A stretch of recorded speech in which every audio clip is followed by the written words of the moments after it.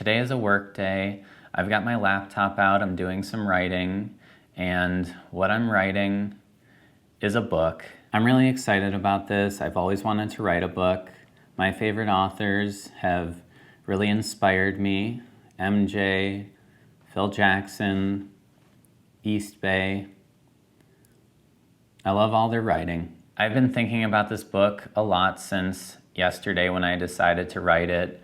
I was out in my car waiting in front of a stranger's house to pick up a package that I had sent there so my family wouldn't know I was getting another pair of shoes. That's when I realized there's so many things that I do to kind of hide or minimize my shoe habit from my family.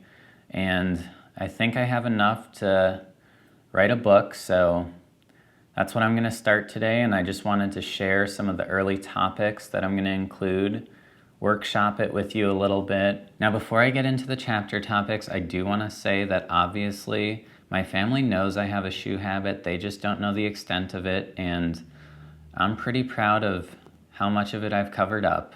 So let's get into these chapter topics. I've jotted a few down. First chapter, I'm probably going to do a bio about myself, so we'll skip to chapter 2. Chapter 2 is package delivery, ways that you can avoid having your wife or kids find those shoe packages before you have a chance to get them in your closet or hide them somewhere else in your house. For me personally, one of the worst feelings is coming home, your wife beat you home, and she found your package, put it on the table, and she says, "Honey, looks like you got another pair of shoes." I jotted down some tips. Number 1, stay at home. That way you get the package first.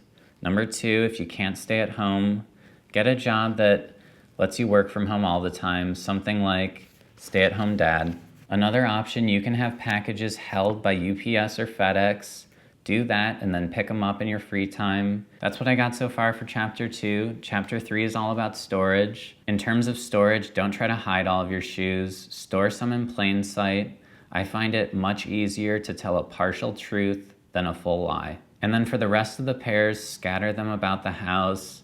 I like putting a bunch in the attic and telling my kids that there's a terrible monster up there, and if they go up to that attic ever, the monster's gonna eat them, and I get really graphic with them. They always seem really scared, so I don't worry about them finding those shoes. This next chapter is a big one. It's my golden rule. It's called SCSM, same color, same model. I find that if I buy shoes that are either the same model or the same color, it raises less suspicion. Let me just quickly show you what I'm talking about. So here's same model in action, both the Michael Air Jordan 4. As you can see, very similar looking shoe, and to the untrained eye, potentially the identical shoe. For same color, I like a lot of white shoes, and let's see. I don't know if you can see that. There we go. They all kind of look the same, and if my wife or kids ask me if that's a new pair of shoes, I say, nope, same old pair of white shoes that I always wear. This is probably my strongest method. So that's SCSM. Next chapter is another biggie. I totally forgot about this one. Another rule that I live by, no new shoes. And what does that mean? Obviously, I do buy new shoes pretty regularly, but I try to never introduce them to my family as new. What I'll do is when they're not around, I'll wear them a few times, get a little bit of dirt on them. When I finally do wear them and they see them, if they say something like, "Is that a new pair of shoes?" I just start laughing for a long time and say, "Look at them, how could they be new? There's a little dirt mark on them, a little dirt on the sole. So silly for you to even ask me that." And I just keep laughing, and then I kind of walk away. The next chapter, which is, I'm not sure what number we're on, still working out the kinks. This chapter is about lying and just how to get more comfortable with that. So I haven't found anything that really helps, but it's a work in progress.